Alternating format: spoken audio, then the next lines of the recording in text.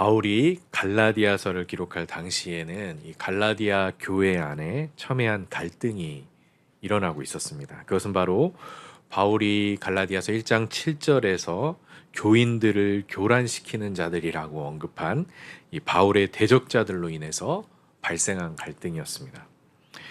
이들은 소위 유대파 그리스도인들로 바울은 이들이 자신이 전한 복음을 변질시킨 다른 복음을 전하고 있다라고 비판했었습니다. 유대인이었다가 그리스도를 믿게 된 유대파 그리스도인들은 다른 복음, 그들이 전한 다른 복음은 바로 구원을 얻기 위해서 그리스도의 십자가 외에 하나님의 백성된 표지로 할례를 행하고 율법도 준수해야 한다는 주장이었습니다. 즉 예수를 믿음과 동시에 유대인처럼 할례도 받고 율법도 지켜야만 구원을 얻을 수 있다라는 주장이었죠. 이것은 그리스도로 말미암은 새 것과 율법으로 말미암은 옛 것을 동시에 취하려는 시도였습니다. 하지만 예수님은 마태복음 9장 16절과 17절에서 그리스도의 복음을 어떻게 받아들여야 하는지에 대해서 중요한 비유를 말씀하시는데요. 생배 조각을 낡은 옷에 붙이는 자가 없나니 이는 기운 것이 그곳을 당기어 헤어짐이 더하게 되며 새 포도주를 낡은 가죽 부대에 넣지 아니하나니 그렇게 하면 부대가 터져 포도주도 쏟아지고 부대도 버리게 됨이라. 새 포도주는 새 부대에 넣어야 둘이 다 보존되느니라 라고 말씀하셨습니다. 이 말씀이 뜻하는 바가 무엇일까요? 예수 그리스도의 복음은 새 것이요 할례와 율법과 같은 것은 다 옛 것입니다. 그런데 옛 것에 덧붙여 예수 그리스도의 복음을 받아들이려는 행위는 마치 낡은 옷에 생배 조각을 기우는 것과 같고 또 낡은 가죽 부대에 새 포도주를 보관하는 것과 같은 행위가 된다라는 것이죠. 새 포도주는 새 부대에 넣어야 둘 다 보존된다라는 중요한 원리를 말씀하십니다. 마찬가지로 그리스도의 복음은 할례나 율법 준수가 아니라 에스겔이 말했었던 새 영과 새 마음으로 받아야 하는 것입니다. 하나님께서 우리에게 새 마음과 새 영을 주셔서 우리는 그리스도의 복음을 기쁨으로 받았습니다. 그러나 갈라디아 교인들이 다른 복음에 현혹되었던 것처럼 우리도 깨어있지 않으면 낡은 생각과 낡은 마음들이 우리를 현혹시켜서 옛사람으로 돌아가게 만든다라는 경고입니다. 이것을 우리는 주의해야 합니다. 낡은 생각과 낡은 마음들은 무엇입니까? 유대인들에게는 그것이 할례와 율법이었고 갈라디아 교인들에게는 그것이 하나님을 알기 전에 섬겼던 우상 숭배요 세상 지식과 철학이었습니다. 오늘 본문에서 바울은 이러한 것들을 가리켜서 이 세상의 초등학문이라고 부르고 있습니다. 이 개념을 설명하기 위해 바울은 먼저 당시 사람들에게 익숙했던 후견인과 청지기 제도를 비유로 사용하고 있죠. 주인의 유산을 상속할 적법한 상속자, 즉 주인의 자녀라 하더라도 그가 성인이 되기 전까지는 후견인이나 청지기에게 의지하도록 했던 것입니다. 바울은 3절에서 우리도 어렸을 때에 이 세상의 초등학문 아래에서 종노릇했다라고 말합니다. 즉 우리가 유대인으로 율법 아래에 있던 그 시기가 바로 상속자임에도 후견인에게 의지하던 시기였다라고 말하는 것이죠. 바울은 여기서 놀랍게도 율법을 이 세상의 초등학문이라고 규정하고 있습니다. 초등학문은 헬라어 원문으로 스토이케이아인데 세상과 우주를 다스리는 기본적인 원리나 그 정신을 가리키는 말이었습니다. 골로새서 2장 9절에서 바울은 세상 철학과 헛된 속임수들을 가리켜 세상의 초등학문이라고 했습니다. 여기서 말하는 철학은 학문적으로 어떤 정립된 철학이라기보다는 헛된 변론만을 낳는 그런 지식들을 말하고 있습니다. 이런 것들을 따르는 것은 그리스도를 따르는 삶과 정면으로 위배되는 것이었습니다. 오늘 본문 8절과 9절에서도 바울은 갈라디아 교인들이 하나님을 알기 전에 약하고 천박한 초등학문 아래 있었다라고 말하죠. 그런데 바울은 율법조차도 세상의 초등 학문이라고 말하고 있습니다. 우리가 따르던 그 율법도 세상의 초등 학문이다. 이렇게 말하죠. 그가 율법에 대해 이렇게까지 말하는 것은 율법의 한시적인 성격을 강조하려는 것입니다. 앞에 3장 23절 이하에서도 바울은 율법이 가진 그 한시적인 성격을 설명하기 위해서 이렇게 주인의 자녀가 장성할 때까지 그를 맡아서 잠시 보육하는 초등교사의 예를 들은 바 있습니다. 3장 24절과 25절에서 바울은 이렇게 말했습니다. 이같이 율법이 우리를 그리스도께로 인도하는 초등교사가 되어 우리로 하여금 믿음으로 말미암아 의롭다함을 얻게 하려 함이라. 믿음이 온 후로는 우리가 초등교사 아래에 있지 아니하도다. 이렇게 말하고 있습니다. 초등교사도 후견인도 모두 한시적인 기능을 가진다라는 것이죠. 즉 주인의 자녀가 성인이 될 때까지만 교사로서 후견인으로서 그 역할을 수행하는 것입니다. 그런데 자녀가 성인이 된 후에는 그들의 역할이 더 이상 필요하지 않게 되는 것이죠. 율법의 기능도 마찬가지입니다. 그리스도께서 오시기 전까지 율법은 우리를 그리스도께로 인도하는 역할을 했지만 그리스도께서 오신 후로는 그리스도의 영이 우리 안에 계시기 때문에 더 이상 율법의 기능이 필요하지 않게 되었다라는 말입니다. 바울은 오늘 본문 4절에서 때가 참해라는 말로 이러한 획기적인 전환에 대해서 설명을 시작합니다. 그 전환은 바로 하나님께서 그 아들을 보내심으로써 가능해졌다라는 것이죠. 그런데 그 아들을 여자에게서 나게 하셨을 뿐만 아니라 율법 아래 나게 하셨습니다. 율법의 시대를 끝내러 오신 분을 왜 율법 아래 나게 하시고 또 여자의 몸에 나게 하사 인간의 육체의 그 연약함 속에 두셨을까요? 이러한 질문에 대하여 바울은 5절에서 이렇게 답합니다. 율법 아래에 있는 자들을 속량하시고 우리로 아들의 명분을 얻게 하려 하심이다 라고 말합니다. 바울은 그리스도의 성육신 속에서 이 놀라운 비밀을 발견합니다. 그리스도께서 우리와 같이 되신 것은 우리를 속량하시기 위함이라는 것이죠.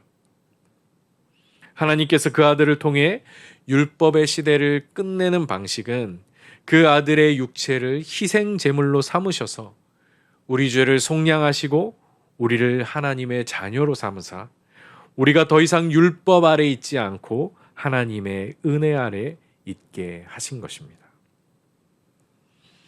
어린 상속자가 후견인 아래 있다가 아버지가 정한 때에 상속자가 되는 것처럼 때가 참에 우리도 율법 아래에서 해방되어 그리스도를 통해 하나님의 자녀된 지위를 얻게 되었다라고 말하는 것이죠. 이어지는 6절에서 바울은 우리가 하나님의 자녀된 그 증거로서 아들의 영, 곧 성령을 제시합니다. 우리가 하나님의 자녀이기 때문에 하나님은 그 아들의 영을 우리 마음 가운데 보내주십니다. 이로써 우리는 하나님을 아빠, 아버지라 부를 수 있게 된 것이죠. 예수님께서 제자들에게 기도를 가르치실 때도 하나님을 자신과 같이 아버지라고 부르게 하셨습니다. 이처럼 하나님을 아빠, 아버지라 부른다라는 것은 참으로 놀라운 특권인 것이죠. 예수 그리스도와 함께 하나님을 아버지로 모시는 하나님의 자녀가 되었다라는 증거인 것입니다. 그냥 어느 날 갑자기 하나님을 아버지라 부르게 된 것이 아니라 때가 참에 하나님께서 그 아들을 우리에게 보내셔서 그 아들로 하여금 우리 죄를 속량하시고 그 아들과 함께 우리를 자녀로 삼으사 그 아들의 영을 우리 마음 가운데 보내주신 그 사랑과 은혜로 인하여 우리의 입술로 하나님을 아빠 아버지라 부를 수 있게 되었다라는 것을 말하고 있습니다.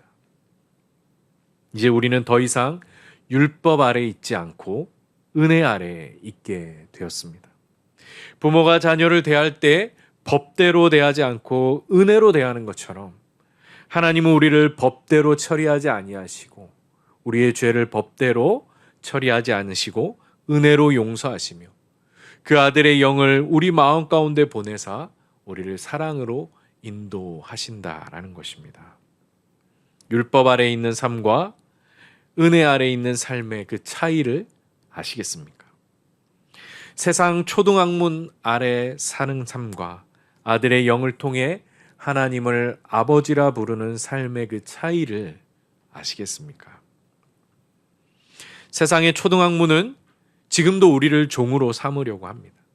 갈라디아 교회를 현혹시켰던 율법이나 철학과 헛된 속임수처럼 현대 사회에는 물질 만능주의와 외모 지상주의, 그리고 남과 나를 비교하는 그 삶이 바로 이 세상의 초등학문이라 할 수 있겠습니다.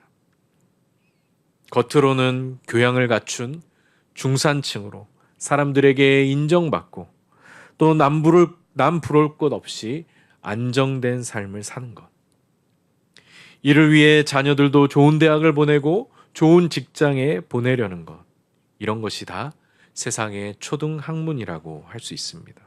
물론 이런 것을 추구하는 것이 잘못됐다거나 그러한 삶이 나쁘다라고 말하는 것이 아닙니다.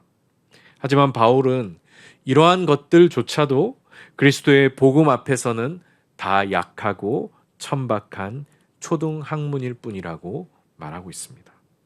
우리 그리스도인들은 그러한 것들과는 비교할 수 없는 더욱 복되고 가치 있는 삶으로 부르심을 받은 자들이다라고 말하는 것이죠. 바울은 빌립보서 2장 7절에서 9절에 그리스도의 복음 앞에서 이렇게 결단했습니다.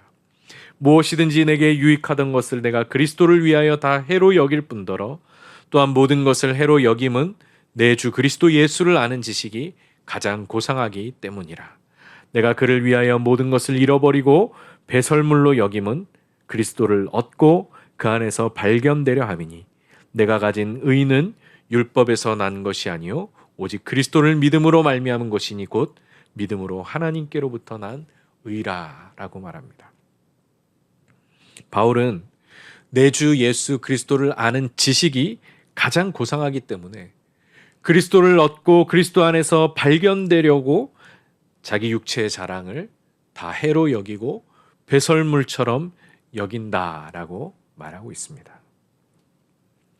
우리 역시 그리스도를 얻고 그리스도 안에서 발견되는 삶으로 부르심을 받았습니다. 그것은 바로 아들의 영을 받아 그리스도와 연합하고 하나님을 아빠, 아버지라 부르며 사는 삶인 것이죠. 이러한 삶을 위해 우리는 세상의 초등학문에 머물러 있지 않고 가장 고상한 그리스도를 아는 지식을 쫓아 살아가는 삶으로 부르심을 받았다라는 것입니다. 그렇다면 이 세상의 초등학문을 따르는 삶과 아들의 영을 따르는 삶은 근본적으로 어떤 차이가 있겠습니까? 아들의 영, 성령을 따르는 삶은 이 갈라디아서 전체의 가장 강력한 주제이기도 합니다. 그 성령을 따르는 삶이 세상 초등학문을 따르는 삶과 대조되고 있는 것이죠. 이 세상의 초등학문을 따르는 삶은 바로 자기의 의와 자기 자랑을 내세우는 삶이라고 할 수 있습니다. 자기의 의와 자기 자랑은 자기 중심적인 삶의 결과입니다. 자기 중심성을 벗어나지 못하면 율법도 자기 의와 자랑을 위한 수단이 되며 세상의 재물도 지식과 인간관계도 모두 자기의 의와 자기 자랑을 위한 수단이 될 뿐입니다. 반면에 아들의 영을 따르는 삶은 자기를 부정하고 자기 죽음을 향하는 삶입니다. 예수 그리스도께서 하나님의 아들로서 십자가에 못 박혀 우리 죄를 속량하시고 우리에게 새로운 살 길이 되어주신 것처럼 우리도 그리스도와 연합하여 자기 부정과 자기 죽음을 통해 생명과 평안에 이르는 삶, 즉 그리스도를 얻고 그리스도 안에서 발견되는 삶으로 부르심을 받은 것입니다. 이것이 바로 세상 초등학문을 따르는 것과 아들의 영을 따르는 삶의 차이인 것이죠.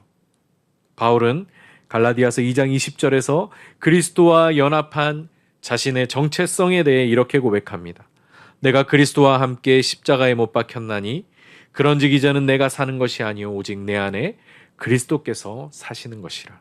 이제 내가 육체 가운데 사는 것은 나를 사랑하사 나를 위하여 자기 자신을 버리신 하나님의 아들을 믿는 믿음 안에서 사는 것이라고 말하죠.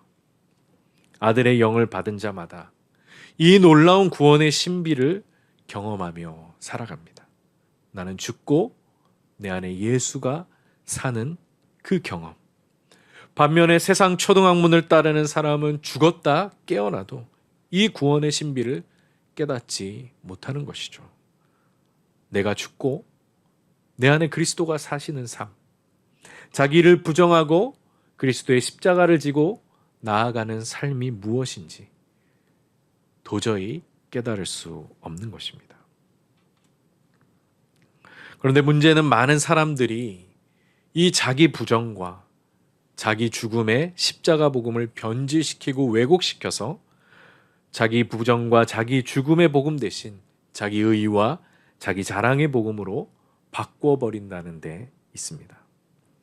오늘 본문 8절과 9절에서 바울은 다른 복음에 빠진 갈라디아 교인들이 복음의 본질에서 벗어나 다시 약하고 천박한 초등학문으로 돌아가 종노릇하려는 것에 대해 탄식하면서 11절에서 내가 너희를 위하여 수고한 것이 헛될까 두려워한다라고 말합니다. 사람들이 복음을 변질시키고 다른 복음에 빠지는 것은 본성상 자기 죽음과 자기 부정을 피하고 싶어 하기 때문입니다. 그리스도를 믿는다고 하면서 정작 십자가에 못 박히기는 싫고 그저 할례나 율법 준수와 같은 것으로 그 죽음을 대신하려 했던 것이죠.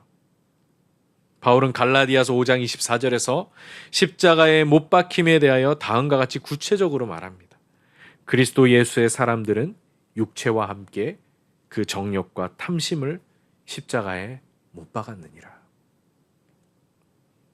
십자가에 못 박힘은 할례나 율법 준수와 같은 것이 아니라 자기 육체와 함께 내 정욕과 탐심을 십자가에 못 박는 것입니다.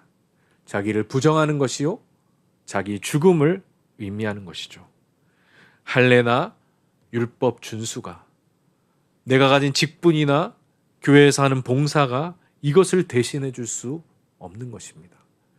여러분들이 지금까지 교회에서 열심히 봉사하고 열심히 하나님을 위해 살았다고 하지만 정작 내 자신이 내 정욕과 탐심을 십자가에 못 박지 못함으로 인하여서 겪게 되는 어려움과 또 답답한 현실을 다 경험해 보셨을 것입니다. 이것은 십자가에 못 박히는 삶은 내 노력과 내가 가진 자격들과 내가 가진 직분과 내가 쌓은 업적들이 대신해 주는 것이 아니라 오직 믿음으로 말미암는 성령의 능력을 통해서만 우리는 십자가에 못 박힘을 실현할 수 있는 것입니다. 그러므로 우리를 십자가로 인도하지 않는 것은 다 거짓된 복음이요 초등학문이라고 말할 수 있습니다. 이러한 것들은 우리를 자기 의와 자기 자랑에 빠지게 만들며 결국 우리를 종노릇하게 하여 영원한 나라를 상속받지 못하게 하는 것입니다. 오늘도 하나님께서 우리 안에 새 마음과 새 영을 부어주셔서 하나님을 아빠 아버지라 부르며 나를 불쌍히 여기소서, 내가 그리스도와 함께 십자가에 못 박혀 죽고 내 안에 그리스도가 다시 살기를 원합니다 라고 기도하며 깨어있지 않으면 우리의 정욕과 탐심은 우리를 불사르고 우리가 아무리 하나님을 위해 선한 일을 한다 하더라도 자기 의와 자기 자랑을 드러낼 수밖에 없다라는 것입니다. 그러므로 오늘도 하나님께서 예수 그리스도 안에서 우리에게 새 마음과 새 영을 부어주셔서 우리의 정욕과 탐심을 십자가에 못 박아주시고 오직 내 안에 그리스도께서 사시는 은혜로 우리가 살아갈 수 있도록 오늘도 우리가 하나님을 아바 아버지라 부르며 그 성령 안에서 겸손히 주님을 의지하며 살아가시는 우리 우리 성도님들이 되시길 바라겠습니다.